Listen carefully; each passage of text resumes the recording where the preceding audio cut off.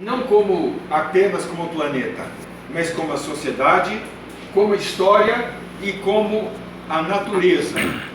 E como é que a gente faz para ver o mundo e para a gente poder ver a modelagem, teoria e prática em sala de aula, através de uma visão do mundo, sabendo que cada pessoa tem a sua própria visão do mundo. Bom, como é que a gente pode ver e por quê? A primeira resposta é a resposta do Paulo Freire. A gente lê o mundo. Ver o mundo, na verdade, a expressão que ele usa é ler o mundo. E as coisas não são isoladas.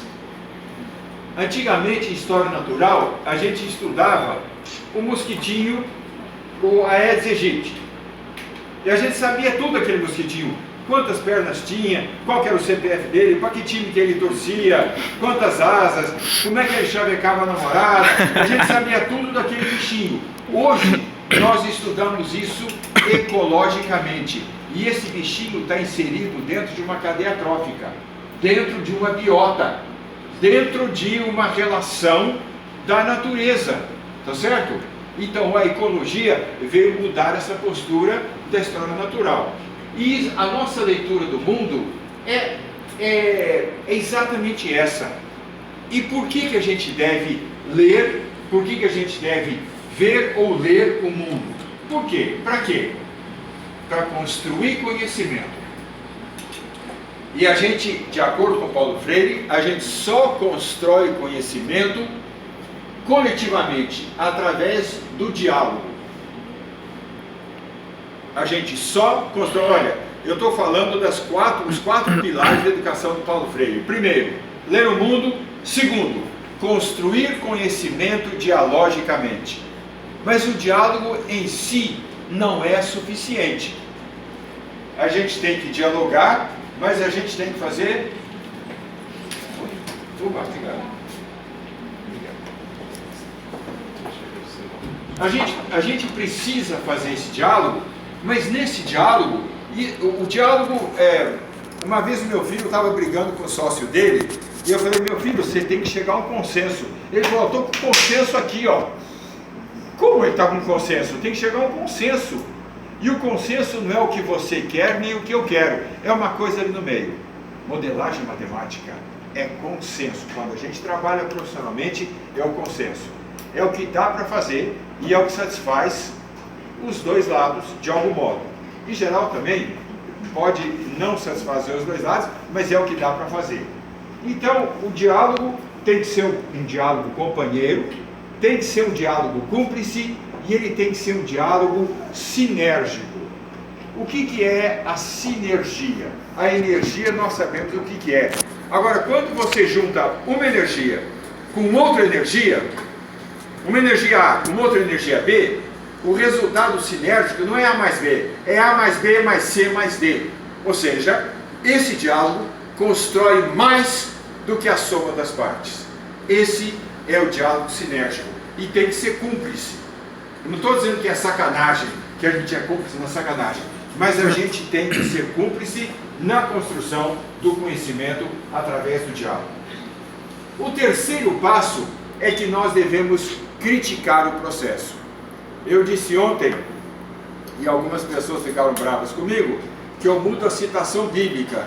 Bem-aventurados os que viram e não creram, que foram e que criticaram todo o conhecimento construído, que criticam o trabalho que eu faço como professor, que criticam o trabalho que eu faço na modelagem matemática, que criticam a postura de matemático diante dos problemas e da realidade que nós vivemos. E a gente tem que criticar o processo, mas a gente tem que fazer que essa crítica não seja uma crítica destrutiva, mas que essa crítica seja uma crítica construtiva. Porque nessa crítica tem que conviver ideias diferentes, propostas, processos diferentes ou até muito diferentes. Nós precisamos disso. Uma vez eu precisei estudar o movimento de mancha de petróleo perto de um terminal da Petrobras. E nós usamos as medidas da Marinha para ver como é que o mar se movimentava ali. e deu tudo errado. A Petrobras falou: o que aconteceu com esse acidente aqui? A gente fazia e não era o que tinha acontecido com o acidente de verdade. Aí eu fui lá com a professora Rosane Ferreira de Oliveira e nós conversamos com os pescadores. E eu falei: a correnteza lá é esquisito, porque a Marinha fala que é para lá. Não, a Marinha tira medida a 60 metros de profundidade. A corrente que manda aqui é a corrente superficial por causa do vento. E eu cheguei no programa de computador de volta para Campinas e eu mudei o programa para aquilo que o pescador falou para mim. E o que aconteceu? Aconteceu que tudo funcionou maravilhosamente bem e eles estão usando esses cenários que eu gerei lá na prevenção de acidentes. Por quê? Porque eu fui acreditar na pessoa que era o meu interlocutor e que tinha um saber diferente daquele saber puramente acadêmico. Para aquelas pessoas que estão interessadas, a gente resolvia as equações de Navier-Stokes de circulação de fluidos incompressíveis. E a gente fazendo isso, quando a gente fez com as medidas da Marinha, que aliás foi ótima para dar informação para a gente, muito melhor que as outras organizações brasileiras. E eu queria só dizer uma coisa sobre diálogo e crítica, é que sozinho eu vou mais depressa, em conjunto eu vou mais longe. Isso alimenta a minha postura de que o diálogo é necessário para a gente construir conhecimento matemático. Construir conhecimento, eu estou falando de conhecimento matemático porque eu comecei a estudar matemática em 1967 e nunca parei até hoje. E outra coisa é a nossa linguagem em português. Concordar e discordar. O que é concordar? É ter a mesma ideia. Discordar é ter uma ideia diferente. Mas não é assim que a gente se comporta.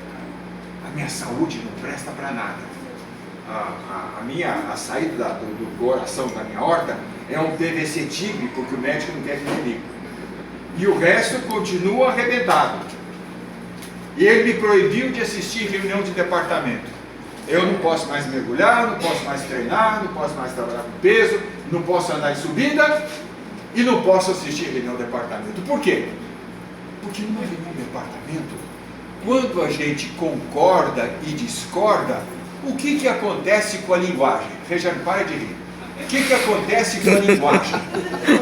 Essa palavra vem de cor ou cordis. Cordis, que em latim significa coração. Então, se eu não concordo com o Luiz, ele tem o coração diferente do meu. Então ele é do mal.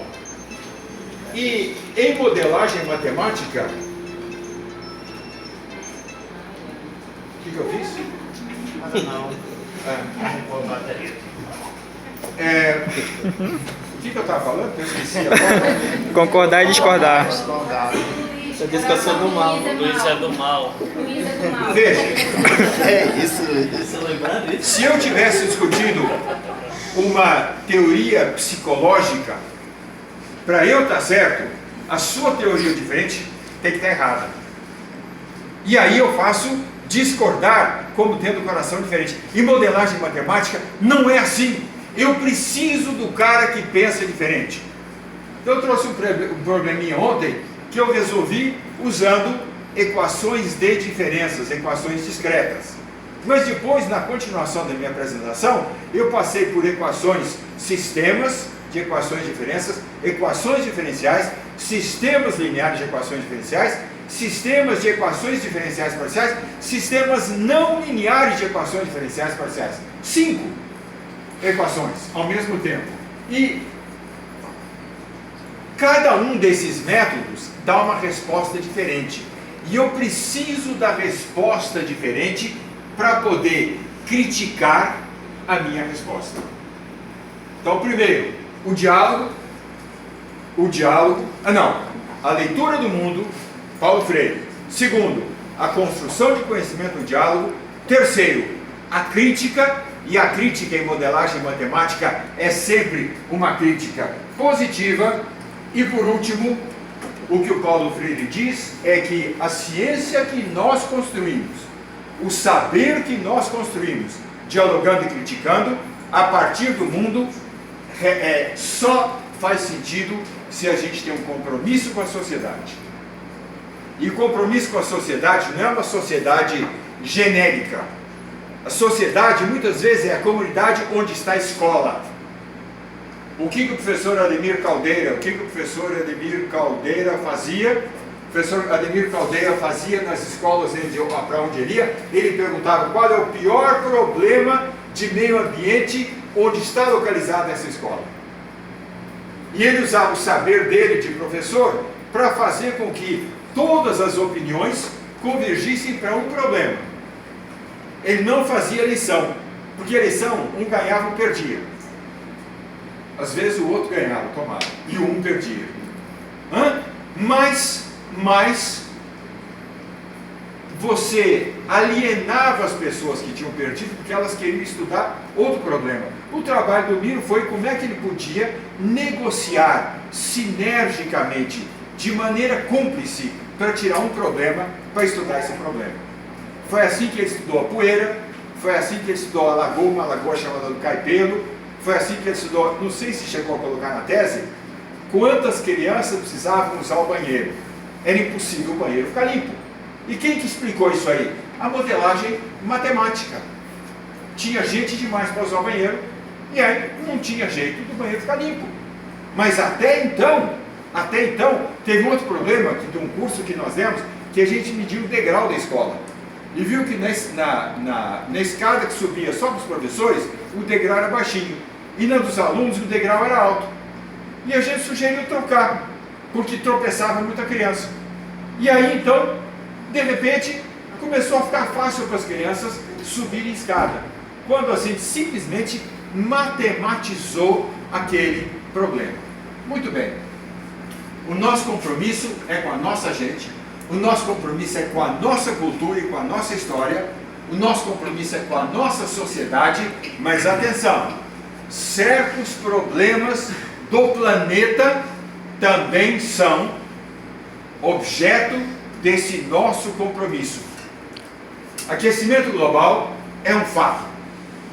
Eu não sei dizer para você se o aquecimento global é só causado por atividades antrópicas, porque o planeta passa por aquecimento e resfriamento. Mas que ele é um fato, existe sim. Houve um grupo de pesquisa da Alemanha e da Argentina que verificou a morte de certas algas, e aí foram estudar isso, e o professor lá falou assim: olha, quem pode fazer isso para você é o Johnny. Você vai lá para Campinas e ele vai fazer um modelo matemático e nós vamos testar todas as nossas hipóteses usando o modelo matemático. Então nós testamos uma hipótese, outra hipótese, outra hipótese, outra hipótese, até que nós falamos, você falou que eram uns riachinhos, mas aqui tem um rio de água. Por causa do aquecimento, a geleira está derretendo. Então aquela água toda arrastava areia para dentro d'água e tapava. Então quando a gente colocou no modelo a falta de luz, a gente chegou na morte das algas, usando esse tipo de equação. Foi a tese do professor doutor, eu tive o privilégio de orientar esse colombiano que defendeu a tese lá. Então algumas dessas coisas, a nossa responsabilidade é com a natureza e envolve sim o planeta todo. A gente começa no nosso quintal, mas a gente tem que trabalhar sim com o planeta todo e é nossa obrigação. Nós não temos escolha. Então, eu estou falando de trabalhar profissionalmente com matemática aplicada, que a gente constrói conhecimento no diálogo, no sentido amplo. A gente dialoga com biólogo, a gente dialoga com político. Uma vez, para estudar um problema de mancha de óleo na ilha de São Sebastião, por onde passa 70% de todo o petróleo transportado do Brasil, eu precisei sentar junto com o vereador e o secretário de turismo, porque tinha havido um derrame de óleo e para poder limpar as praias por causa do turismo, eles jatearam as rochas com areia, mataram toda a vida que tinha. Mataram toda a vida que tinha. Gente, não é assim que a gente faz. A gente pega a matemática e fala, faz isso no seu computador e vamos ver o que acontece antes de fazer na natureza. E quem tem que fazer isso somos nós, que somos da matemática. O diálogo é condição necessária, o diálogo não é suficiente, o diálogo tem que ser... Eu já falei isso aqui, chefe. Eu não escondi nada. Diálogo de companhia, de cumplicidade, já falei isso aí. Cada um de nós usa uma definição diferente de modelagem matemática. Cada um de nós escolhe a sua concepção. Por exemplo, o professor Diniz Burak faz uma crítica que eu aceito e que é correta, de que o esquema que eu uso de modelagem matemática não é o melhor esquema para a educação matemática. É um esquema que me convém quando eu trabalho com problemas da natureza e da sociedade. Então, esse é o modelo que me convém. E eu estou pregando as minhas verdades. Vocês têm que criticar e vocês têm que achar qual é o modelo que para vocês é o mais adequado. É um esquema que é dinâmico. Esse esquema é dinâmico. Ele é datado. Toda vez que você monta o modelo, ele já ficou no passado. Ele é dinâmico, ele é datado, ele é dialógico. E eu aprendi mais um D, mas eu esqueci o que era. Esqueci. Tinha mais um D para fazer bonitinho. Que tinha diverso? 4 Ds. Hã? Diverso? Diverso. Como é que você sabe isso, Luiz? Disse eu livro. Isso foi ensaiado, pessoal. Foi você que leu. Eu só acredito que aquele livro é o... E esse modelo eu tirei de pessoas que trabalham com modelagem matemática profissionalmente. Eu vou pular e vou colocar a minha ideia aqui. Não dá para ler, mas eu vou colocar para vocês. Eu apago.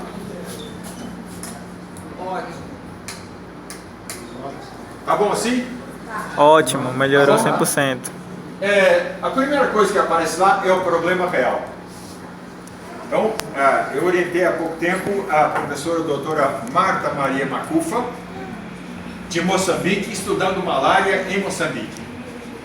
Como você, Adilson, eu gosto de trabalhar com problemas que fazem os olhos do orientado brilharem. E muitas vezes o problema vem da casa dele, da terra dele, do estado dele, da cidade dele. Então, a Mara trabalhou comigo, ela é de Balsas, ela trabalhou com a poluição do rio Balsas.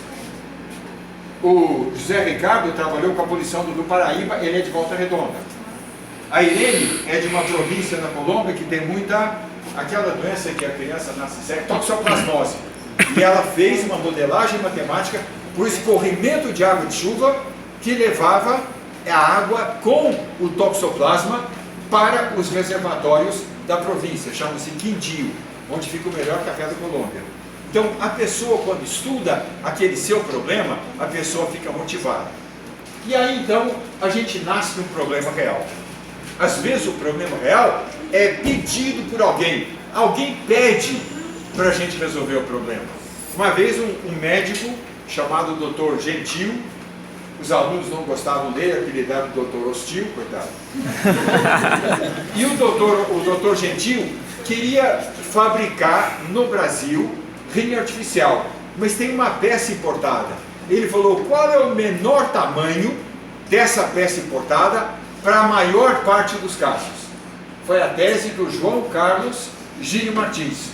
E nós levamos 6 meses para fazer, 7 meses para dar a resposta para ele. Ele já tinha esquecido o problema, já estava em outra. Mas nós conseguimos fazer. Havia um problema real e o cara não sabia nada de matemática. E a gente precisou simplificar. São hipóteses de simplificação. E sabe quem faz isso melhor que a gente? O povo da física. Eu detesto dizer que alguém da física faz alguma coisa melhor que eu, mas eles conseguem. Eles simplificam o problema melhor do que a gente. Como eu disse ontem, o movimento retilíneo uniforme não existe. Não existe. mas eles usam o movimento retiniforme e eles resolvem o problema.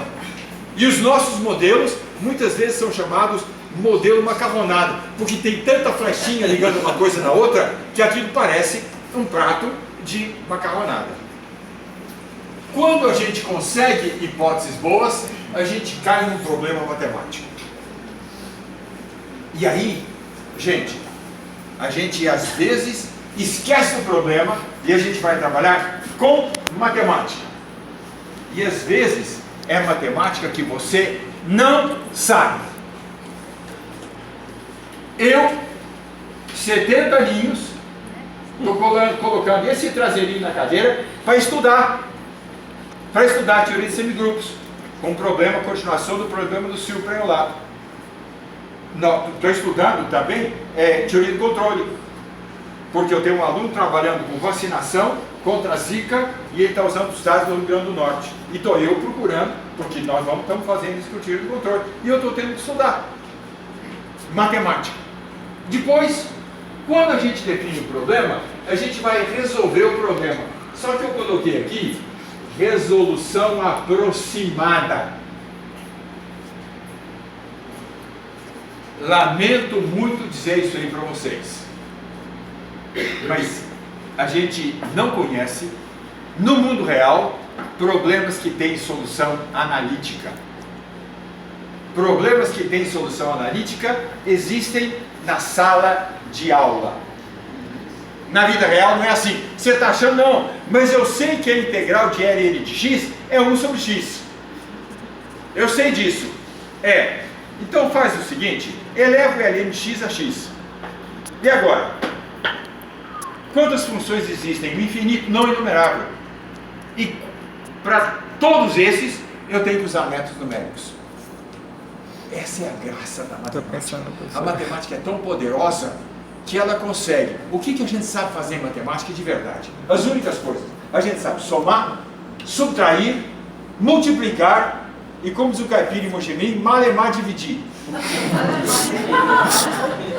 Por que malemar dividir? Porque se você divide um número muito grande por um número muito pequenininho, o resultado é jogar para o alto. É um número aleatório qualquer. Porque o erro que você comete ao fazer essa conta é muito maior do que a sua resposta. Numericamente, eu não vou demonstrar, mas é isso que acontece. Agora, a matemática é tão poderosa que a gente faz isso somando, subtraindo, multiplicando e dividindo, e a gente consegue resolver os problemas da natureza. Aliás, para quem for dar aula, gente, número quebrado é o número da vida. Se a gente for tirar a média de altura aqui, vai dar 1 metro ou 2 metros.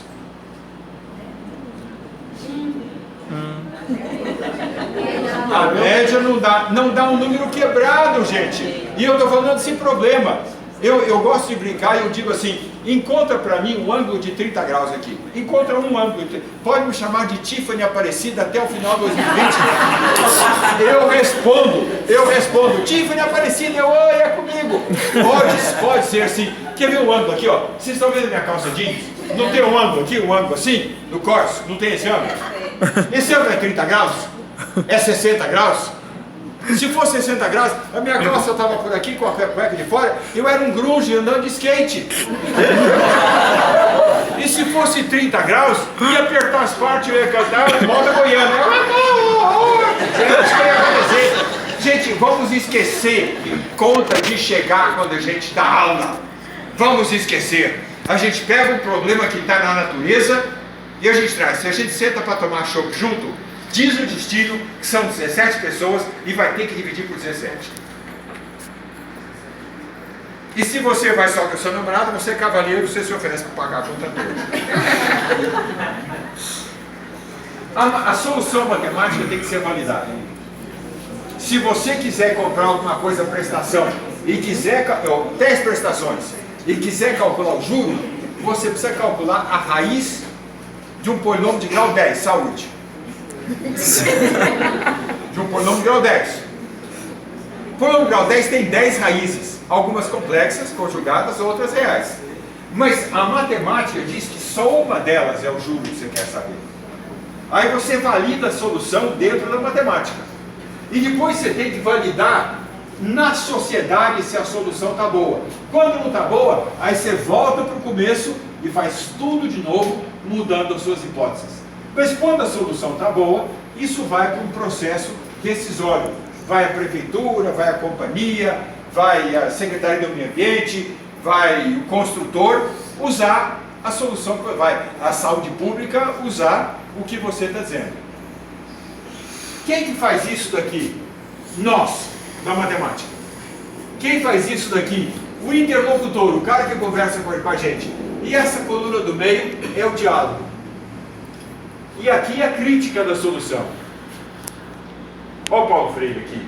A leitura do mundo, o diálogo, a crítica e a ciência a serviço da sociedade.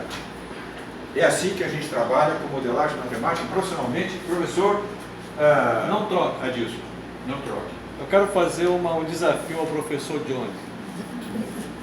Que ele faça isso aqui em 5 minutos que eu quero gravar. Eu perdi a oportunidade. Mas ele falou toda a essência da modelagem matemática de uma maneira brilhante. Então eu quero desafiar que ele repita em 5 minutos para não atrapalhar a sequência da palestra dele. Vamos lá. Kiko!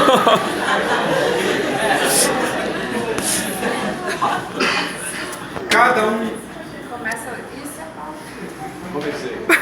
um de nós tem o seu esquema ou os seus esquemas de modelagem matemática. Cada um de nós tem que ter o direito de escolher o seu. Eu escolhi esse porque esse me convém. E qual o ponto de partida? O ponto de partida é um problema real que existe. No caso da tese do Sam, era também o tratamento de malária em Moçambique. Esse era o problema real e não tinha matemática, ninguém perguntava quanto vale X. Ninguém perguntava quanto vale X. E a gente tem que simplificar o problema, porque a gente não consegue trabalhar com todas as variáveis de qualquer problema. Schrödinger diz que o número de variáveis de qualquer problema é o número de Avogadro. Se vocês se lembram, é 10 elevado a 23. Isso é que é a verdade. Tá certo? Muito bem. A gente tem que escolher algumas hipóteses com as quais a gente trabalha. É subjetivo. Penso, logo faço a minha definição. Aí, com essas hipóteses, eu vou e construo um problema matemático. E quando eu faço isso, agora eu vou trabalhar com matemática. E eu digo, às vezes, para provocar, tudo que eu estou falando aqui é para provocar vocês. Eu trabalho cinicamente com matemática. Se for para usar EDO, uso EDO, se for para usar EDP, uso EDP, se for para usar integral, se for para usar derivada, eu uso o que aparecer na frente para poder resolver o problema, para poder trabalhar o problema. E a resolução, quase sempre é uma resolução que necessita de tecnologia. Então, eu trabalho muito com a equação de difusão. E ela funciona perfeitamente, tem solução analítica, se o meu domínio é um disco. Agora, como é que nós vamos estudar o desmatamento na Amazônia para um disco? Não é assim. Ainda, às vezes você tem um disco, você vê as pessoas com aquele plantado, mas passa um rio no meio. Pronto, a solução analítica não vale mais. Feita a resolução aproximada, eu preciso achar a validade da solução. Essa solução é válida na matemática? Como eu falei para vocês, se você for comprar um Fiat em 60 prestações, sem entrada, com a primeira prestação só em dezembro, novembro, dezembro, você vai ter que achar a raiz de um polinômio de grau 62. Vou repetir, a raiz de um polinômio de grau 62. Mas dessas 62 raízes, só uma interessa para você matematicamente. Eu só sou matemática. Então eu vejo eu critico, as outras raízes são verdades matemáticas, são verdadeiras, mas não servem para aquela formulação que eu coloquei, porque eu quero calcular juros. Então a raiz que eu quero é 1, alguma coisinha. Depois eu vejo se na sociedade esses juros são válidos para quem vai executar a compra, o pagamento, ou que vai receber o dinheiro. E aí, se não for, eu tenho que começar tudo de novo. Por isso que eu digo que esse procedimento é dinâmico. E quando eu tenho uma resposta que é socialmente válida, eu tenho um processo decisório.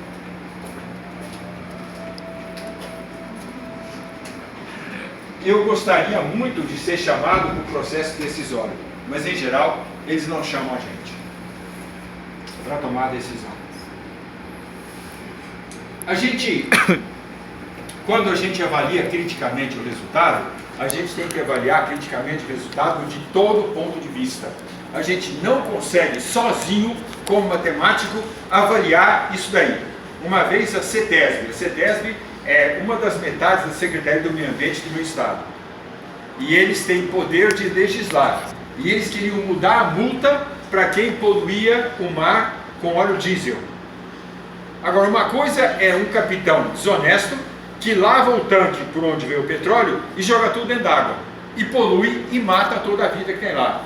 Outra é um molequinho de 14 anos ajudando o pai com um latão de óleo diesel que tropica e aquilo cai dentro d'água. Então eles não queriam o mesmo tipo de multa. Então eles mandaram para mim como é que eles queriam a multa e eu montei uma função e fui para São Paulo para apresentar. E chegou o chefão lá sentado e o povo lá, o que me convidou, eu falei, pois é, foi isso. E nós chegamos a esta solução, que tinha logaritmo. Na hora que eu falei do logaritmo, o chefão levantou e foi embora. Eu falei, o que eu fiz? Eu falei assim, Johnny, pelo amor de Deus, nenhum juiz no Brasil vai aplicar uma multa usando logaritmo. Por que não? Por que não? Porque nós não somos capazes de ensinar a relevância da matemática. Por se o juiz soubesse o que é logaritmo, ele teria confiança de poder aplicar isso aí. Avaliar criticamente, aqui eu tenho o concordar e discordar que eu já falei, e o depressa versus longe que eu já falei também, e a reflexão. Eu tenho que pensar, e as críticas, quando a gente trabalha assim, são críticas, isso aqui eu também já falei, eu vou pular isso aqui. A gente com modelagem matemática profissionalmente, e eu espero também em educação matemática, a gente sempre trabalha multidisciplinarmente, interdisciplinarmente, transdisciplinarmente, tá certo? Eu, para provocar vocês, eu vou dizer que eu gosto de trabalhar antidisciplinarmente. Sem aquelas caixinhas cartesianas. Isso é química, isso é português, isso é matemática. Os nossos problemas não são assim. E sabe o que acontece às vezes? Às vezes cai um problema na mão da gente em que a matemática não é a mais importante para resolver o problema. A matemática é só um dos aspectos auxiliares para resolver o problema. Trabalhei num projeto financiado pela Comunidade Europeia para a gente estudar umas regiões de Pantanal na América do Sul. Foi curto o projeto porque a gente chegou a uma conclusão que o governo argentino não gostou e aí cortou tudo, acabou o projeto, acabou tudo, mas foi muito bom.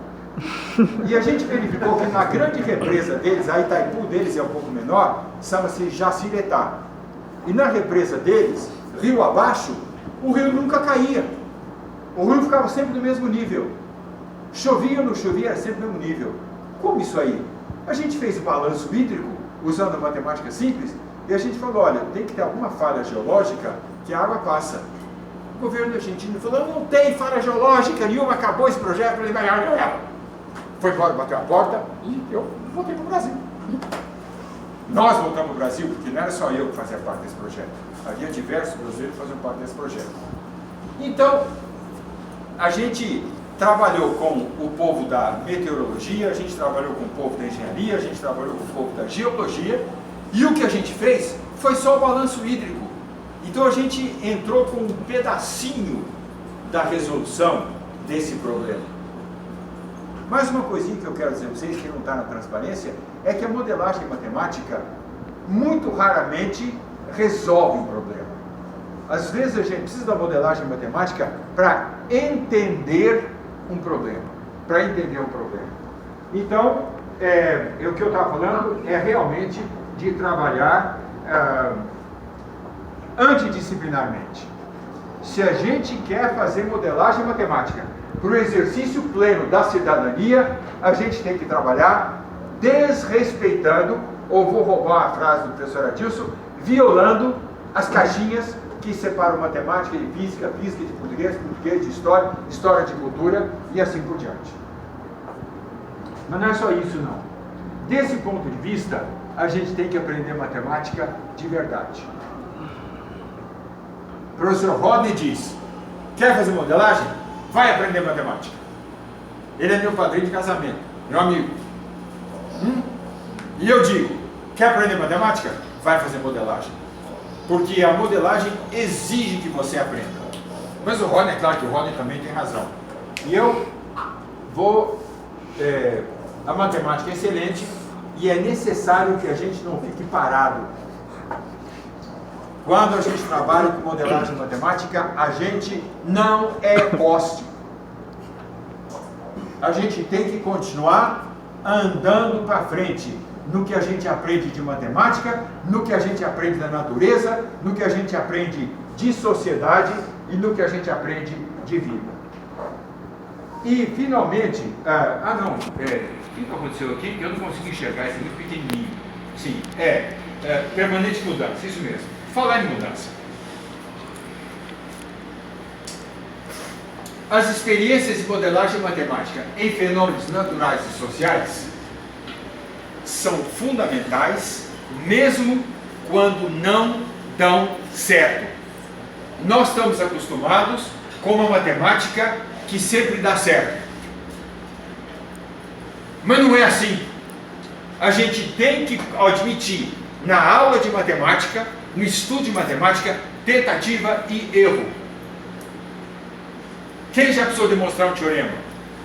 Tentou, não conseguiu. Quando conseguiu, aí você sai do banho com a tua língua gritando pela rua pelada, eureka, eureka, eureka. Mas antes de você chegar nesse ponto, você fez tentativa e erro, tem que poder fazer sim. E a gente faz isso muito com modelagem matemática. Lembra que eu falei que da variedade social, às vezes a gente tinha que voltar para o começo, como nós fizemos no caso daquela pesquisa teuto-argentina, para descobrir por que estavam morrendo algumas algas. O certo não existe. Se eu resolvo isso usando a equação diferencial ordinária, eu tenho uma resposta. Se eu resolvo isso usando equações diferenciais parciais, eu tenho outra resposta. Se na minha condição de contorno eu colocar von Neumann não homogêneo, eu tenho uma resposta. Se eu colocar a condição de Robin, eu tenho outra solução. Então, quando eu estou modelando fenômenos da sociedade e da natureza, não tem a resposta certa. Tem o que dá para a gente fazer. E o modelo é bom quando ele é jogado fora. Essa frase não é minha. Essa frase é do professor Dr. Miguel Petelli. Ele fez graduação em filosofia, mestrado em estatística, doutorado em ecologia e trabalhava com modelagem matemática. E ele dizia, um modelo bom é aquele que a gente joga fora, porque a gente aprendeu tanta coisa sobre o fenômeno que a gente vai mudar o modelo. E alguns modelos até hoje não mudaram. Eu não sei quem foi que falou ontem aqui em curva logística. Acho que foi a professora Neumann que falou em curva logística aqui ontem. A curva logística, eu tenho para mim que não é um bom modelo, porque desde 1837 nós estamos usando a mesma curva, o mesmo modelo de Verhulst para explicar capacidade de suporte. Mas a gente não conseguiu ultrapassar esse modelo. Então esse modelo não pode ser jogado fora, porque eu ainda não aprendi o suficiente para poder jogar fora. Como matemático, aplicados, e é isso que é modelagem matemática, mas eu poderia escrever como educadores matemáticos, eu me arrisco a escrever isso aí, como educadores matemáticos, nós sabemos que o nosso compromisso é construir a utopia. Quanto tempo vai levar para despoluir o rio Guamá perto das docas, do armazém das docas? Isso vai ser possível? Quanto tempo vai demorar para a mancha de argila do acidente que inundou Mariana, lembra desse acidente? Quanto tempo vai levar para a mancha de argila sair da cidade de Colatina? Está lá ainda, a mancha está lá ainda. Ela já chegou na foz do rio, tudo, já emporcalhou todo o Oceano Atlântico, mas está lá em Colatina ainda. Ainda não dá para usar o rio. E a gente constrói tópico. A gente diz, como é que seria a poluição se eu cortar essa fonte de poluente? E às vezes a prefeitura não pode cortar a fonte de poluente, porque é uma fábrica e tem 60 famílias que dependem daquela fábrica. Então, se você fechar, você condena essas 60 famílias à miséria. Então, a gente constrói utopias em prefeitura. Vamos dar um outro jeito, vamos trabalhar de outra maneira. E aí a gente constrói o utópico. E para que serve a utopia? A utopia serve para a gente enxergar mais longe. A utopia serve para a gente não ficar satisfeito com as coisas como elas são hoje. É por isso que é tão importante o grupo de pesquisa da UFPA, como é que chama? Doenças. Por isso que é tão importante. Porque a gente constrói... Porque a gente constrói a utopia... Obrigado. Porque a gente constrói a utopia de um ensino de matemática, de uma aprendizagem de matemática que seja relevante, que seja especial. Vou contar uma piada para vocês. Se der risada, eu vou ficar muito... Vou ficar muito pé da vida. Concurso de balão. Veio baloeiro do mundo inteiro. Tripulações de 2. E na véspera, subiram os balões todos para mostrar os balões para o público que tinha vindo do mundo inteiro para ver o concurso de balão. E os balões tinham as cores dos países, etc. Tal. E o povo era uma cidade à beira-mar, ficava uns 200 quilômetros de Belém do Pará, mais ou menos. E uma cidade à beira-mar tinha um rio que tinha mudado de nome, que chamava Sampaio, Januário. Como é que chamava o rio lá naquela cidade? Hoje é Sampaio. É Sampaio, o rio. Outrora era o Arapepó. Então, mas é uma cidade imaginária. E aí, durante o final da tarde, todos os baloeiros subiram com aquele balão para o povo todo poder ver. E de repente soprou um vento do mar e acabou, e faltou força, e caiu tempestade, e cada balão foi parar num canto. Alguns foram para o meio do mar, outros foram para oeste, outros foram para leste, outros foram para o interior, e passaram a noite sem saber onde estavam, porque tudo era escuro, e não tinha GPS que funcionasse. Então, no outro dia, tem 2 no balão, e eles estão, e sabe como é que é balão, né? É ar quente. Então, se você abre o maçarico, ele faz ele esquenta o ar e o balão sobe. Faz o ar esfria e o balão desce. Então, os caras estão aqui olhando, ele falou, abaixa, abaixa, e o balão foi abaixando, abaixa mais. Aí o balão abaixou e ele viu o cara andando lá embaixo, ele falou, Aí o cara que estava andando, não viu ninguém. Aqui em cima, pô! Oi!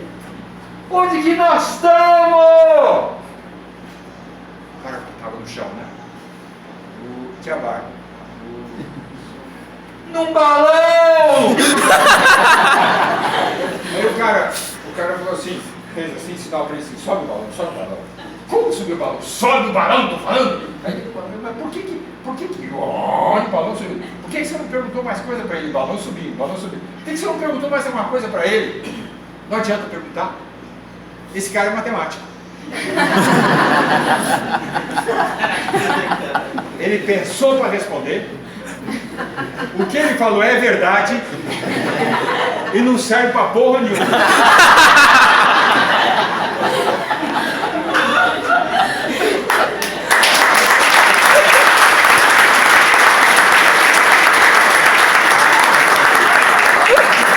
De jeito nenhum. Nós temos que trabalhar na escola e na vida com uma matemática que serve para o exercício da cidadania. A matemática serve sim. A matemática serve e é utopia? Sim. Mas essa utopia faz a gente enxergar a escola como sendo um lugar de onde saem cidadãos que exercem a sua função social de maneira plena. A matemática aplicada não é um objeto, a matemática aplicada é uma ferramenta para a gente. Os assuntos são reais e não abstratos. Eu não tenho nada contra ângulo de 30 graus. Eu só tenho a favor dos outros, que existem na natureza. E a matemática é uma ciência de fato. E o ensino de matemática aplicada tem que ser ditado não só pelo lúdico, não só pela brincadeira, não só pelo interesse histórico, mas tem que ser pela necessidade. Se a gente não tivesse necessidade, a gente não teria inventado sapato. Se a gente não conseguisse fazer, a gente não tinha inventado a roda. Se a gente desse conta de carregar tudo que a mulher da gente compra no supermercado, a gente não inventava o carrinho de feira. É isso, a necessidade faz com que a gente vá mais longe. Desculpa. Então tem a aprendizagem matemática pelo gosto, a matemática pelo necessário para poder sobreviver como sociedade, para crescer com dignidade cidadã, e isso tem que ser feito sem respeitar disciplina. Já estou acabando. O Vinícius é muito bravo. Ih, que isso? Quando a gente vem estudar matemática, a gente vê porque a matemática era bela. Vê que a gente acreditava que a matemática era objetiva. 3 vezes 4 é 12 aqui e na Conchitina.